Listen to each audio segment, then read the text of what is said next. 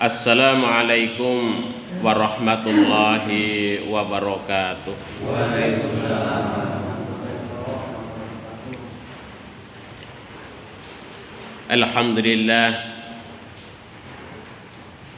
Alhamdulillahilladzi bi ni'matihi tatimmus shalihat wa bi fadlihi tatanazzalul khairat wal barakat wa bi taufiqihi tatahaqqaqul maqasid wal ghayat wa azka salawatihi ta'ala wa taslimatihi ala nabiyil mab'us imamil huda sayyidil mujtaba nabiyina Muhammad wa ala alihi wa ashabihi sahibil karamati wal fadilat, amma ba'd. Yang kami hormati para bini sepuh, bapak-bapak, ibu-ibu, hadirin wal hadirat, jamaah Masjid Nurul Amin yang insya Allah semuanya dirahmati dan diberkahi oleh Allah Subhanahu wa ta'ala. Alhamdulillah, segala puji dan syukur kita panjatkan kehadirat Allah atas segala nikmat yang Allah berikan kepada kita. Walaupun dalam keadaan hujan, kita masih diberikan kesehatan oleh Allah, diberikan kekuatan untuk melangkahkan kaki kita ke masjid ini dalam rangka untuk menunaikan kewajiban kita sebagai hambanya, yaitu menunaikan sholat maghrib secara berjamaah. Mudah-mudahan sholawat serta salam juga terlimpah tercurah kepada Nabi kita Muhammad sallallahu alaihi wasallam beserta keluarganya, sahabatnya, dan juga seluruh umatnya yang setia kepada sunnahnya.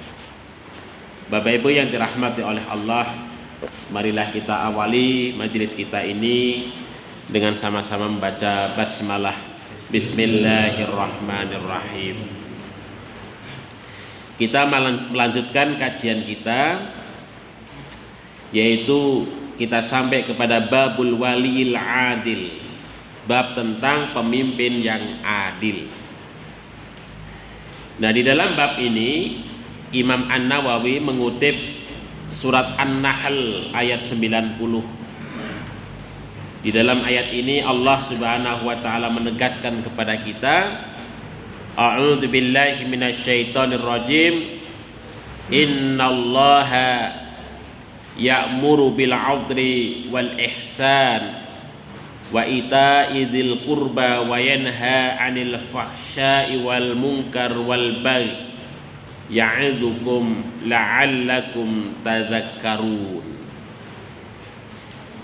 Innallaha, sesungguhnya Allah Subhanahu wa taala, ya'muru, memerintahkan, bil adli, untuk berbuat adil, wal ihsan, dan berbuat ihsan, wa ita'idzil qurba, dan memberi kepada karib kerabat, wa yanha, dan mencegah, anil fahsya'i wal munkar, yaitu perbuatan keji, ya, melarang perbuatan keji dan mungkar, dan permusuhan, ya, bahyun, permusuhan. Ya'idzukum, Allah Subhanahu wa ta'ala memperingatkan kalian semua ataupun memberikan pelajaran kepada kita semua, la'allakum tadhakkarun, mudah-mudahan kalian, manusia sekalian, dapat mengambil pelajaran. Bapak Ibu yang dirahmati oleh Allah Subhanahu wa taala, ini salah satu ayat, ya, yang menegaskan Allah Subhanahu wa taala itu memerintahkan kepada kita semua manusia untuk berbuat adil. Dan saya kira banyak ayat-ayat yang lain ya, yang ditegaskan oleh Allah Subhanahu wa taala terkait dengan kewajiban kita sebagai seorang muslim terutama untuk berbuat adil. Nah, ini. Bapak Ibu yang dirahmati oleh Allah Subhanahu wa taala, sehingga memang menurut para ulama bahwa keadilan di dalam syariat Islam itu merupakan bagian sentral dari ajaran Islam. Bahkan sebagian ulama menyatakan bahwa Islam diturunkan oleh Allah Subhanahu wa taala itu berfungsi sebagai agama keadilan.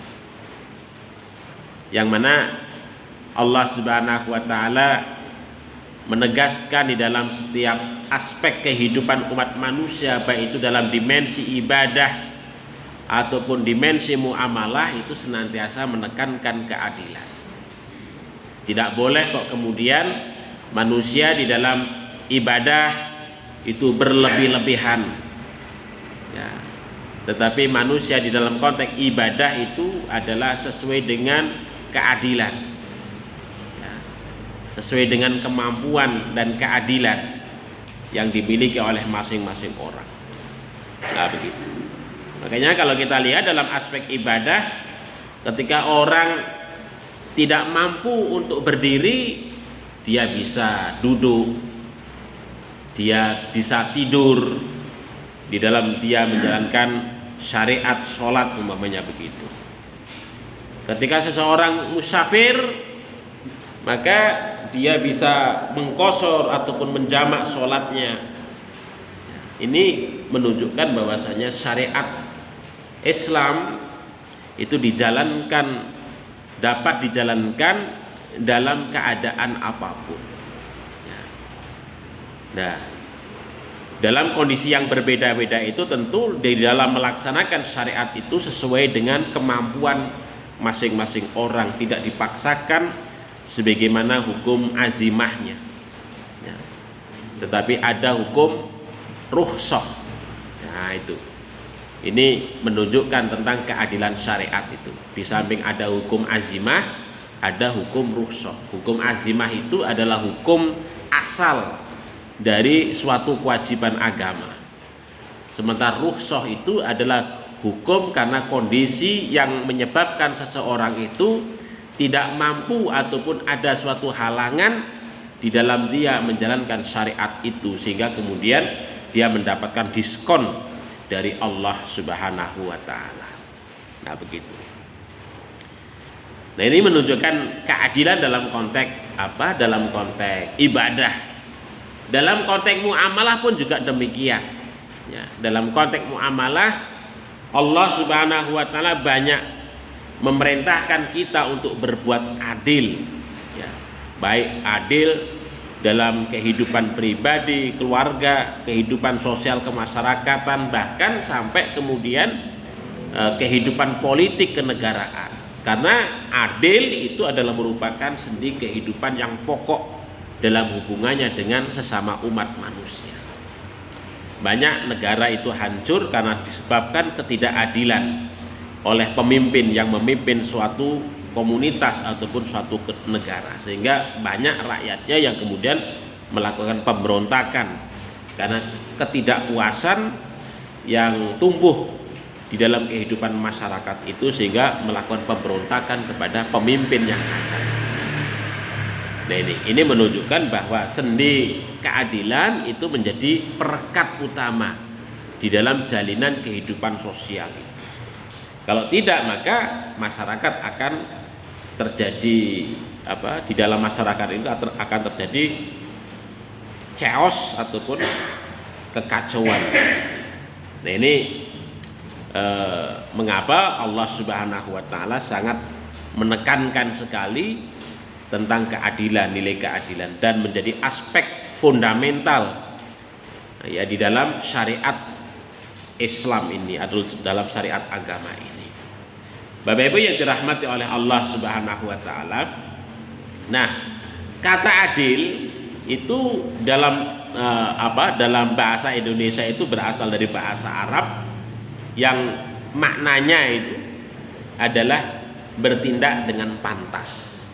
Itu makna awalnya, bertindak dengan pantas, kemudian juga sama ya, dan sama, dan yang lainnya adalah menetapkan keadilan. Ini makna adil dari sisi bahasa begitu.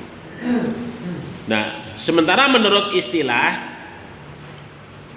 para ulama fikih memang sangat berbeda-beda antara satu dengan yang lain ketika mereka itu mengkaji tentang keadilan itu. Sebagai contoh, umpamanya kalau ulama fikih, di antara ulama fikih itu yang namanya adil itu melaksanakan sesuatu yang difardukan. Itu diantaranya, pendapatnya begitu. Melaksanakan sesuatu yang difardukan, itulah yang dimaksud dengan adil. Artinya kita menunaikan kewajiban kita terhadap apa yang Allah perintahkan kepada kita, itu namanya adil. Nah, sementara melaksanakan sesuatu yang sifatnya sunnah, itu disebut dengan ihsan. Nah ini, maka para ulama ketika mengatakan innallaha ya'muru bil 'adli, kata adil itu dalam perspektif ulama fikih begitu, itu melaksanakan sesuatu yang sifatnya fardu. Sementara ihsan itu adalah melaksanakan sesuatu yang sifatnya sunnah begitu. Karena ihsan itu maknanya adalah tambahan. Nah, itu diantara pendapat para ulama fikih begitu. Kemudian kalau kita merujuk kepada pendapat Ibnu Samnani dalam kitabnya Rawdatul Qudat wa Thariqun Najat, beliau menyatakan yang namanya adil itu adalah al-adlu fil asli masdarun wa huwa muqabilun lil jawr. Jadi yang namanya adil itu pada dasarnya maknanya adalah muqabilun, lawan, lil jawr, perbuatan dosa atau perbuatan yang menyimpang, menyeleweng. Ya, begitu. Jadi lawan dari sesuatu yang sifatnya melenceng, menyimpang ataupun dosa. Wa haqiqatuhu, dan hakikat daripada keadilan itu adalah ataswiyatu bainal amroini awil khusmaini wa tarkil mail ila ahadihima. Dan hakikat daripada keadilan itu adalah ataswiyah, menyamakan bainal amroini, di antara dua perkara, awil khusmaini, ataupun dua orang yang sedang bertikai, ya, bermasalah begitu. Ya. Jadi maksudnya menyamakan di sini adalah menyamakan di dalam kita menangani mereka dalam kaitannya dengan orang yang bertikai itu. Umpamanya dalam kaitannya dengan orang yang sedang bertikai, berperkara, kalau seorang itu menjadi seorang hakim, maka dia harus memeriksanya itu ya sama, memposisikan kedua orang itu sama dalam hal mendapatkan keterangan atau mendengarkan keterangan dari kedua belah pihak itu harus sama. Menempatkan duduknya juga sederajat sama. Tidak boleh kok kemudian dibeda-bedakan. Nah ini begitu. Watarkul maili ila ahadihima, kemudian meninggalkan kecenderungan berat sebelah, berat kepada salah satu di antara keduanya. Nah, umpamanya mendengarkan salah satu pihak lebih panjang daripada pihak lain. Yang pihak lain cuman kita dengar cuman sebagian saja begitu ya.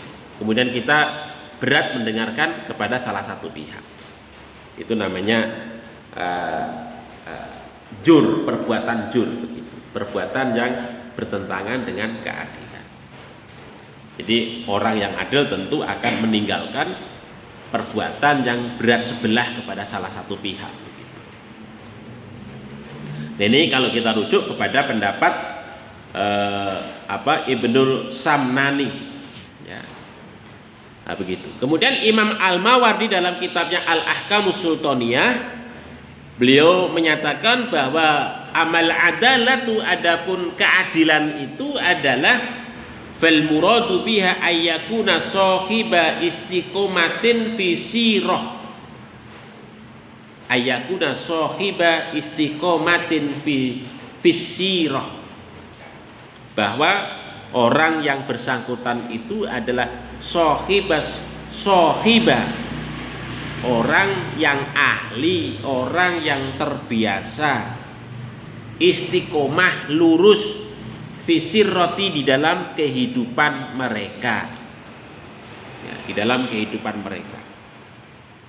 Nah, ini orang yang istiqomah, konsisten di dalam hidupnya, yaitu itu adil, ya, secara terus menerus konsisten, lurus, adil. Kemudian wa ayyakuna mustaniban, dan orang tersebut adalah mustaniban, menjauhi al-af'al, segala perbuatan, wal ahwal, dan keadaan, al-mujibata, yang dapat, ya, yang dapat menyampaikan lil fuski, kepada perbuatan fasik, wal fujur, dan perbuatan dosa. Jadi orang tersebut mampu untuk kemudian menjauhkan diri dari perbuatan-perbuatan ataupun keadaan-keadaan yang menyampaikan dirinya itu kepada perbuatan kefasikan dan dosa. Nah, inilah yang disebut dengan adil. Ini menurut Imam Al-Mawardi. Sehingga dengan ungkapan lain, kalau kita merujuk kepada pendapatnya Imam Al-Mawardi ini, adalah orang yang adil itu adalah orang yang mampu menjauhi perbuatan dosa, itu adil. Baik dalam dosa kepada Allah ataupun dosa kepada sesama umat manusia. Jadi konteksnya sangat luas sekali.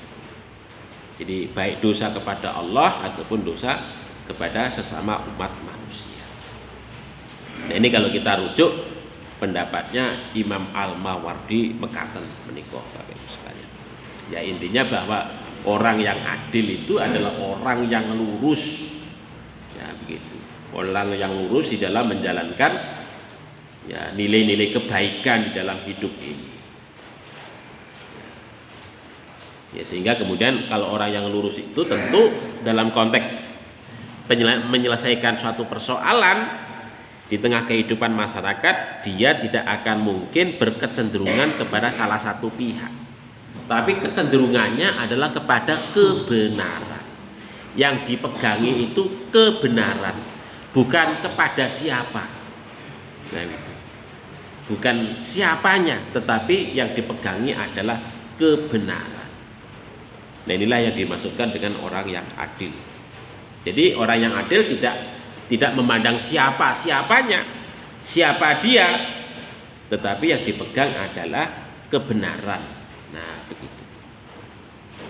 Nah, sementara kalau kita rujuk di dalam Al-Quran,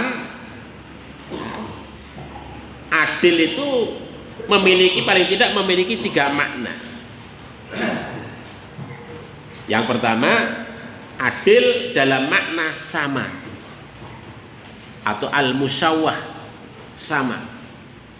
Artinya bahwa maksudnya sama di sini ya sebagaimana umpamanya dapat kita lihat dalam surat An-Nisa ayat 59 itu. Wa idza hakamtum bainan nasi an tahkumu bil 'adli, apabila kalian menghukumi di antara sesama umat manusia, hendaklah kalian itu menghukumi dengan cara yang adil. Nah, makna yang adil dalam konteks menghukumi ini kalau kita merujuk kepada hukum prosedural umpamanya begitu, maka ya seorang hakim umpamanya menempatkan 2 orang yang berperkara itu dalam kedudukan yang sama, mendengarkan yang sama, dan seterusnya begitu. Dalam hukum administratif pemerintahan, Maka seorang pemerintah, seorang hakim dalam kedudukannya sebagai pemerintah, pemimpin di pemerintahan itu, maka harus melayani dalam kedudukan yang sama kepada semua orang, tidak melihat siapa-siapanya, tetapi harus melayani dalam kedudukan yang sama, tidak mengutamakan karena faktor A, karena faktor B dan seterusnya, tetapi harus melayani setiap orang dalam hal yang sama. Nah, begitu. Ini dalam kaitannya dengan masalah administratif, begitu. Tetapi memang kalau di negara kita itu masih orang-orang tertentu itu memiliki privilege, ya begitu, privilege. Karena memiliki kedudukan tertentu kemudian harus dilayani terlebih dahulu. Itu banyak kejadian begitu. Padahal semua orang itu juga memiliki memiliki kesibukan yang sama juga. Ya begitu. Itu di negara kita masih sering begitu. Sehingga kemudian di negara kita itu belum membiasakan diri dengan konsep antrian gitu ya. Konsep antrian. Karena kecenderungannya adalah karena faktor privilege begitu. Tetapi kalau negara-negara barat itu sudah membiasakan diri dengan konsep antrian. Tetapi sekarang ya alhamdulillah kesadaran tentang itu, layanan-layanan itu sudah model antri begitu. Model antri. Tetapi karena faktor begini juga, kadang-kadang orang kita itu ngakalin antri itu juga macam-macam. Kalau Bapak Ibu sekalian itu lihat di rumah sakit begitu ya, ngantri untuk untuk mendapatkan pemeriksaan dokter di rumah sakit itu, kadang-kadang orang itu masang tas, masang helm itu ya. Jadi orang itu masang helm di atau apa begitu untuk ngantri mendapatkan girik antrian itu. Sebelum dibuka itu sudah masang macam-macam itu, ada jaket, ada helm, ada sandal, ada apa begitu. Padahal orangnya tidak ada. Itu begitu. Jadi model akal-akalan begitu. Jadi ya itu karena budaya rebutan itu masih sangat dominan di dalam pikiran, di dalam alam pikiran masyarakat kita begitu. Ya karena budaya rebutan itu kan di mana-mana dibiasakan itu. Bukan membiasakan untuk sabar ngantri itu ya. Begitu. Nah, ini begitu. Dan musawwah ya, jadi layanan, semua orang mendapatkan layanan yang sama ya, seorang pemimpin harus membuat aturan bahwa siapa saja harus mendapatkan layanan yang sama. Nah begitu, ini adil dalam makna yang sama begitu. Kemudian yang kedua, adil dalam makna seimbang. Ini sebagai contoh namanya Allah Subhanahu wa taala ya di dalam surat Al-Infitor ayat 67 itu berbicara terkait dengan penciptaan. Bahwasanya Allah Subhanahu wa taala itu menciptakan manusia, allazi khalaqaka fasawwaka fa'adala.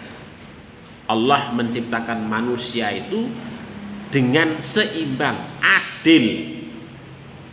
Adalah adil. Allah membuat adil di dalam menciptakan manusia itu, sehingga kehidupan manusia itu seimbang dalam sisi penciptaan. Semuanya seimbang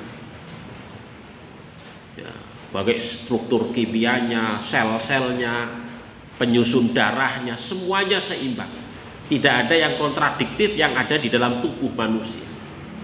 Nah, begitu, seimbang. Nah, makna keseimbangan ini kalau kita tarik dalam kehidupan sosial adalah dalam kaitannya dengan hak dan kewajiban.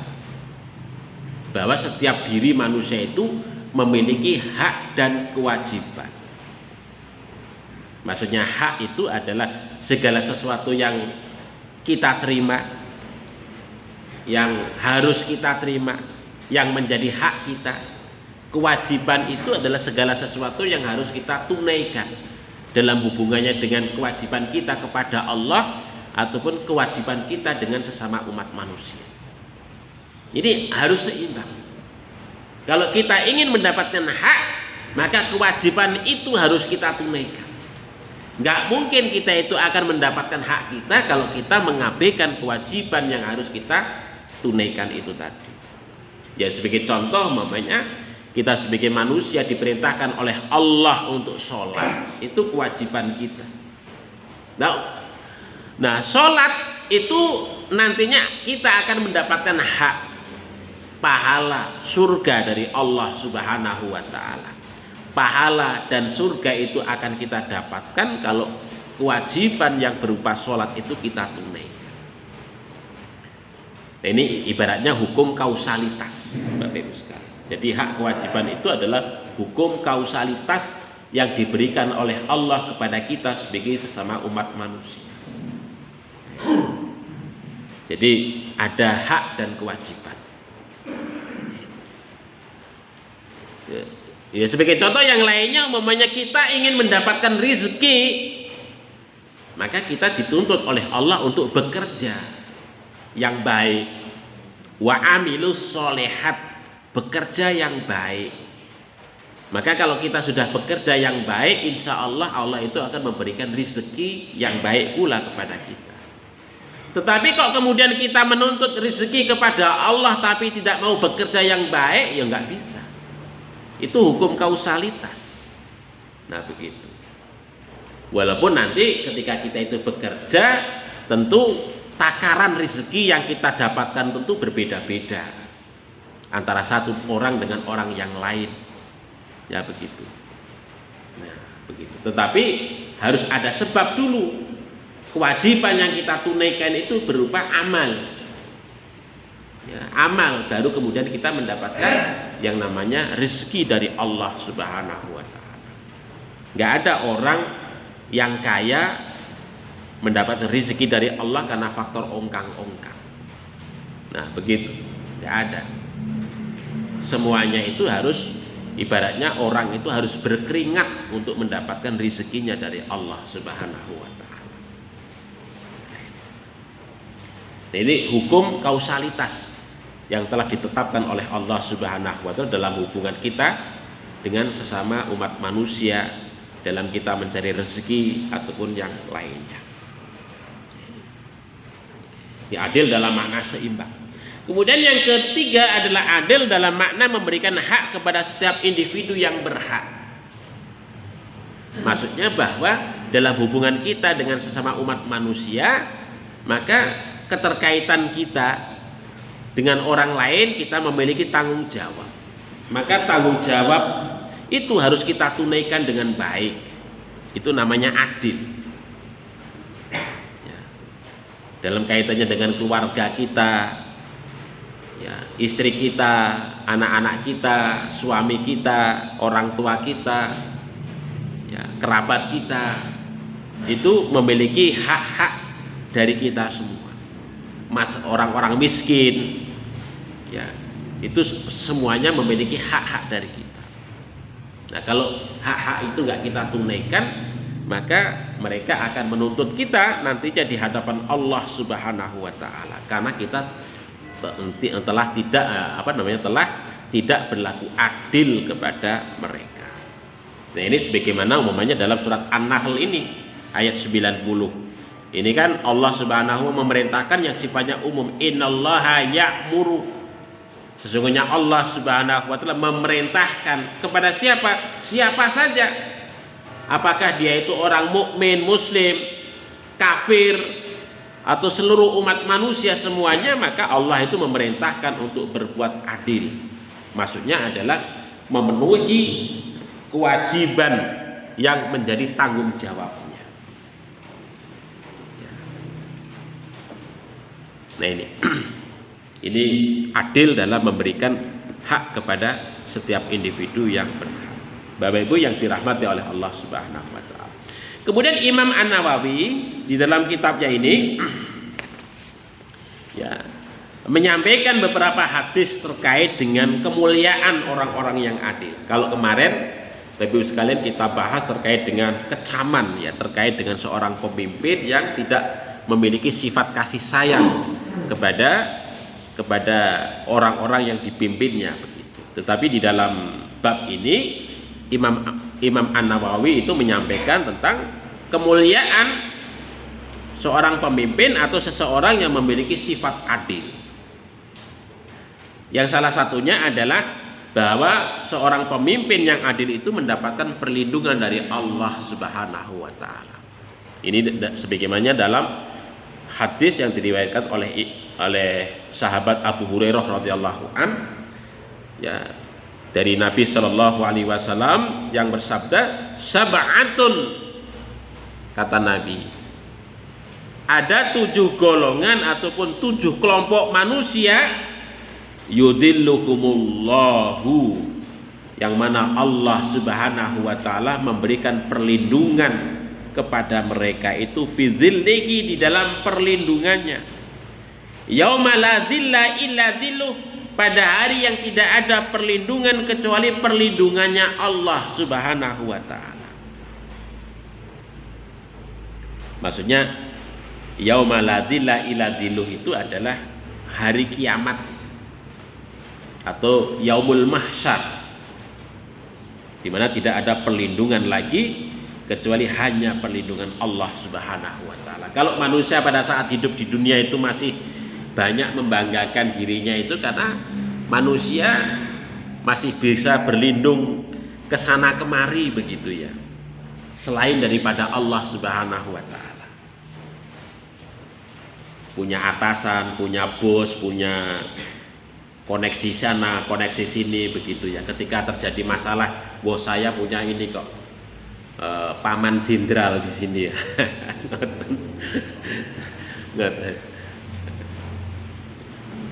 Nah, kemarin itu kan ketika ada seorang wanita yang yang Audinya nabrak siapa begitu ya.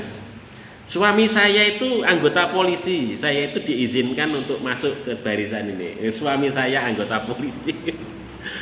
Jadi untuk melindungi dirinya itu. Jadi yang disebut adalah orang yang mungkin bisa melindungi dirinya itu pada saat hidup di dunia. Jadi manusia pada saat hidup di dunia itu bisa mencari jalan dalam rangka untuk menjadi tameng hidupnya. Nah begitu. Tetapi pada saat yaumul kiamah tidak ada yang mampu untuk melindunginya. Bahkan anaknya, istrinya, bapaknya, kakeknya, bosnya boten wonten. Nah begitu. Semuanya sibuk sendiri-sendiri dengan urusannya masing-masing. Nggak ada yang melindunginya. Nah begitu. Karena kesibukan masing-masing orang itu, nggak ada yang mampu untuk melindungi yang lainnya. Maka disebutkan illa dzilluh, kecuali hanya perlindungan Allah Subhanahu wa ta'ala. Nah, siapa orang yang mendapatkan perlindungan Allah itu, di mana tidak ada perlindungan selain daripada perlindungan Allah itu? Yang pertama adalah imamun adil, seorang pemimpin yang adil. Seorang pemimpin yang adil itu mendapatkan perlindungan Allah Subhanahu wa ta'ala. Ini luar biasa. Ini di antara kemuliaan seorang pemimpin itu memang mendapatkan porsi perlindungan dari Allah. Tetapi sebaliknya kalau pemimpin itu nggak adil, nggak memiliki sifat sifat kasih sayang kepada orang-orang yang dipimpinnya itu, ya seperti kemarin yang sudah kita sampaikan itu. Kemudian yang disebutkan berikutnya, sabun nasa fi ibadatillah.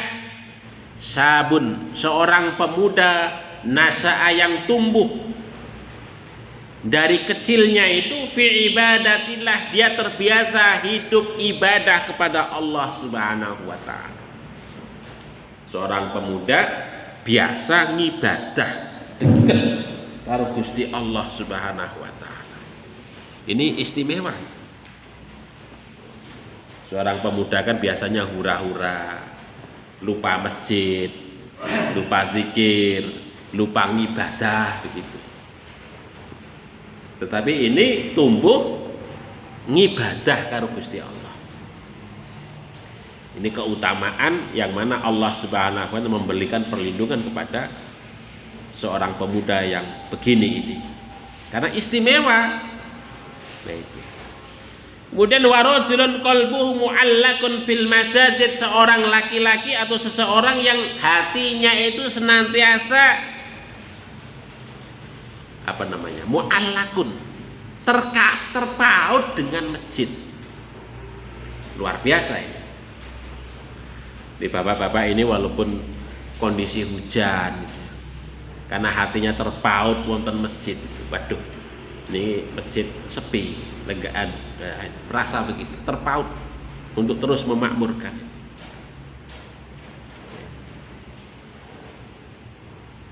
Nah ini karena keterpautan hati dengan masjid itulah, ini istimewa di pandangan Allah Subhanahu wa taala. Kemudian warajulani tahabba fillah, dua orang yang tahabba saling mencintai fillahi karena Allah. Dua orang itu saling mencintai karena Allah. Istama'a wa tafarraqa, bertemu, berkumpul, wa tafarraqa, berpisah juga karena Allah Subhanahu wa taala. Bertemu, berpisah juga karena faktor Allah Subhanahu wa taala. Ini ya angel Bapak Ibu sekalian. Banyak orang berpisah karena faktor emosi, karena faktor hawa nafsu. Ya. Ada juga istama'a, orang bertemu juga karena faktor hawa nafsu nggih wonten. Ya, bukan karena faktor Allah. Ini dua orang ya saling mencintai karena Allah. Ya bertemu, ya beristimak ngeten niki karena Allah, berpisah juga karena faktor Allah Subhanahu wa taala. Ini istimewa sekali. Ya, ini mendapatkan perlindungan dari Allah. Kemudian warajulun da'athu imra'atun datu mansabin, seseorang yang diundang, ya diajak oleh seorang wanita zatu mansobin atau mansibin, yang memiliki kedudukan, derajat, wajamalin, dan memiliki kecantikan. Ya itu kan menggoda Bapak Ibu sekalian. Seorang wanita memiliki kedudukan, ngajak, cantik pula begitu. Maksudnya ngajaknya ini ngajak dalam pengertian maksiat, bukan ngajak dalam pengertian dalam bisnis kerjasama, boten, tapi dalam pengertian maksiat. Tetapi orang tersebut menyatakan ini akhafullah, aku takut kepada Allah. Istimewa ya. Luar biasa. Diajak ya yang begitu luar biasa ya. Ibaratnya kalau zatu mansobin itu atau mansibin itu kan seorang wanita memiliki kedudukan, itu artinya kan harta, memiliki harta, pilih BMW atau apa itu. Tetapi dia nolak, ini akhafullah, aku takut kepada Allah. Nah begitu, luar biasa ini. Warajulun tasaddaqa bi shadaqatin, seseorang yang bersedekah dengan suatu sedekah, fa akhfaha, tetapi dia menyembunyikannya, hatta la ta'lamu, sehingga kemudian tidak ngerti, shimaluhu, tangan Kirinya itu matun fiku yaminuhu, apa yang disedekahkan oleh tangan kanannya. Jadi kalau panjenengan kok sedekah rodi sembunyi-sembunyi, umpamanya sedekah ini hamba Allah umpamanya begitu, disembunyi-sembunyikan mekaten, itu luar biasa, ini istimewa begitu. Walaupun kemudian kalau sedekah secara terang-terangan itu nggih boten napa-napa juga begitu. Tetapi kalau sekiranya kok kemudian bisa bersedekah secara sembunyi-sembunyi, itu luar biasa. Begitu. Itu di hadapan Allah Subhanahu luar biasa. Nah, itu mendapatkan perlindungan dari Allah. Kemudian warajulun zakarallah khalian, seseorang yang mengingat Allah Subhanahu wa taala dalam keadaan sendirian. Kemudian fafadat ainah, kemudian dua matanya itu meleleh, dari dua matanya meleleh air matanya, karena begitu khusyuknya, ya, begitu takutnya, khaufnya, rojaknya kepada Allah Subhanahu wa taala, kesadaran akan insaf pertaubatannya kepada Allah, menyadari banyak salah dan dosa yang ia lakukan, dia nangis dalam keadaan sendiri, ya, zikir pada saat zikir kepada Allah Subhanahu wa taala. Ini sesuatu yang luar biasa. Nah, Bapak Ibu Subhanahu wa taala, ya, seorang pemimpin yang adil disetarakan dengan orang-orang yang begini ini, Bapak Ibu sekalian. Ini kalau seorang pemimpin yang mampu adil itu begitu luar biasa derajatnya di sisi Allah Subhanahu wa taala. Kemudian yang kedua, seorang yang adil itu adalah menempati mimbar cahaya. Ini sebagaimana yang diriwayatkan oleh sahabat Abdullah bin Amr bin As radhiyallahu anhuma.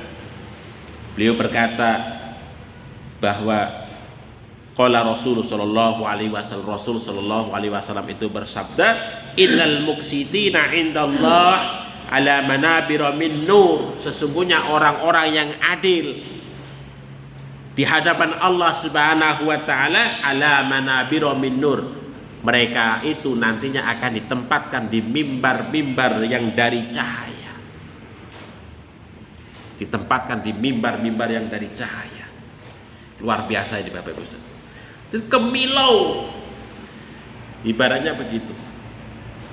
Jadi ketok diperlihatkan oleh Allah Subhanahu wa taala dan dibanggakan oleh Allah Subhanahu wa taala. Seseorang yang adil itu ditempatkan di mimbar-mimbar dari cahaya itu, ditunjukkan kepada para makhluk yang ada di akhirat itu, apakah manusia, para malaikat dan seluruh makhluk yang ada itu. Ini adalah orang-orang yang adil.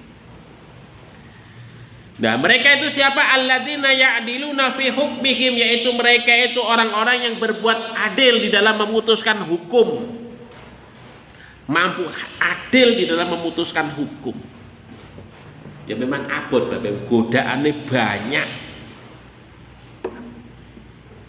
Kemarin itu ada putusan hukum yang menghukum tentang arisan Indosuria, ya.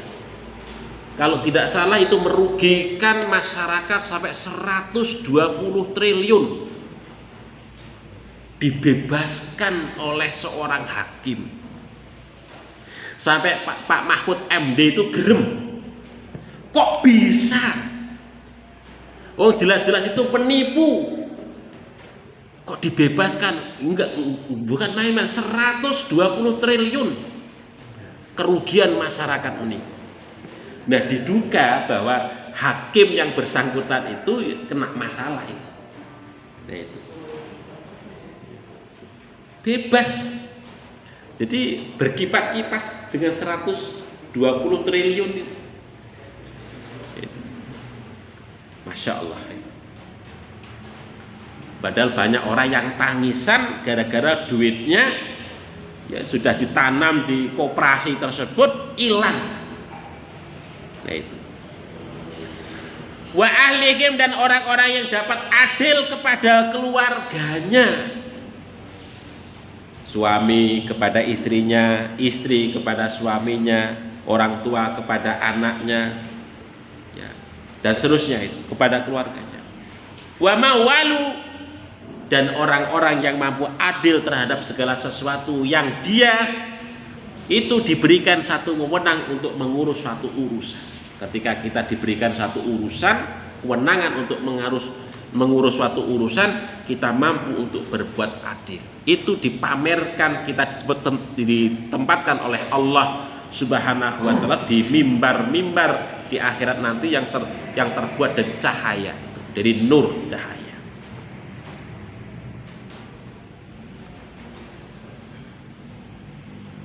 Bisa mengisah itu, Pak? 2 menit. Oke. Kemudian yang ketiga, Bapak sekalian, adalah dicintai dan didoakan oleh masyarakat. Kata Rasul sallallahu alaihi wasallam, khiyaru a'immatikumul ladzina tuhibbunahum wa yuhibbunakum. Pemimpin-pemimpin yang terpilih itu, pemimpin-pemimpin yang terpilih di antara kalian itu adalah mereka yang mana kalian itu mencintai mereka, dan mereka, para pemimpin itu mencintai kalian. Jadi pemimpin dan yang dipimpin itu saling menyayangi, saling mencintai. Kemudian yang kedua, wa tusalluna alaihim wa yusalluna alaikum.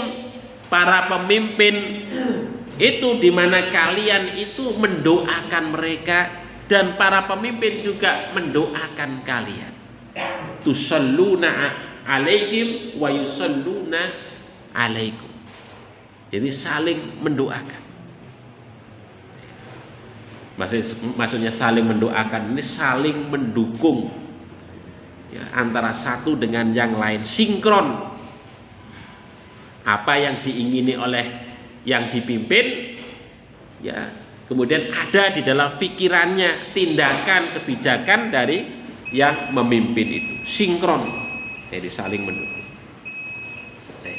Dan yang keempat, Bapak Ibu sekalian, menjadi ahli surga. Ini puncaknya adalah menjadi ahli surga. Ini seorang pemimpin yang adil. Ini dalam sabda Rasulullah SAW, ahlul jannati salasah. Ahlu surga itu ada 3, kata Rasulullah. Yang pertama adalah dzu sultanin muqsitun muwafaq. Orang yang memiliki kekuasaan, dzu sultanin muqsit, di mana dia itu adil, memiliki kekuasaan, dia itu adil. Karena banyak Bapak Ibu sekalian orang yang memiliki kekuasaan ternyata zalim kepada orang-orang yang dipimpinnya itu. Muwafaqun, dan dia itu diberikan taufik oleh Allah. Diberikan taufik maksudnya itu diberikan kemampuan oleh Allah Subhanahu wa taala di dalam menjalankan kepemimpinannya itu selaras dengan aturan syariat, itu namanya taufik, muwafaq. Kalau seorang pemimpin menjalankan kekuasaannya itu kok kemudian dia sukses tetapi dia itu kekuasaannya itu kok bermaksiat kepada Allah, itu bukan sesuatu yang muwafaq, bukan sesuatu yang diberikan taufik oleh Allah. Seorang pemimpin yang diberikan taufik oleh Allah itu adalah dia itu memiliki kekuasaan, mampu menjalankan kekuasaannya itu sesuai dengan aturan syariat. Nah, ini salah satu penghuni surga. Kemudian yang kedua adalah warajulun rahimun raqiqul qalbi. Seseorang yang memiliki kasih sayang, raqiqul qalbi, hatinya itu lembut, likulli dziqurba wa muslim, kepada kaum kerabatnya dan kepada setiap orang muslim. Jadi kasih sayang, ya, kasih sayang kepada kerabat, ya, sesama kaum muslimin, yaitu salah satu di antara penghuni daripada surga. Dan yang ketiga adalah wa'afifun muta'afifun du'iyalin, orang yang menjaga dirinya dari meminta-minta, du'iyalin, walaupun dia itu memiliki kerabat yang banyak, punya kerabat yang banyak, punya anak akeh, Bapak Ibu sekalian, hidupnya kekurangan, tetapi dia itu menahan diri untuk meminta-minta. Menjaga diri, namanya iffah, itu afif, ya, afif, ya, tidak meminta-minta. Nah ini luar biasa Bapak Ibu sekalian. Kalau bisa itu dilakukan itu luar biasa. Tetapi ya kalau kita lihat itu di lampu-lampu merah itu banyak saudara-saudara kita. Padahal mereka itu nggak nemen-nemen banget uripe ini. Tapi kok yo kebangetan leh golek maisa itu dengan cara meminta-minta. Walaupun minta itu halal, tapi bukan toyib, pekerjaan yang baik. Walaupun halal, minta itu halal, tapi bukan pekerjaan yang toyib. Nah orang yang kekurangan tapi menahan diri untuk meminta-minta inilah ditempatkan secara khusus oleh Allah Subhanahu wa Ta'ala di dalam surga. Karena ini sesuatu yang sangat mulia sekali. Artinya dia mampu menjaga dirinya untuk tidak menunjukkan bahwasanya dirinya itu adalah kekurangan walaupun dia itu kurang. Nah, maka dia berusaha untuk kemudian mencari nafkah dengan tangannya sendiri. Bapak Ibu yang dirahmati oleh Allah Subhanahu wa Ta'ala, mungkin itu yang saya sampaikan dari kitab hadis Riyadhus Shalihin ini. Mudah-mudahan ini menjadi perhatian, takdir bagi kita bersama untuk terus menjalankan nilai-nilai syariat ini dengan benar. Mungkin begitu, marilah kita akhiri dengan sama-sama membaca doa kifaratul majlis. Subhanakallahumma rabbana wa bihamdika asyhadu an la ilaha illa anta astaghfiruka wa atubu ilaik. Billahi taufiq wal hidayah. Assalamualaikum warahmatullahi wabarakatuh.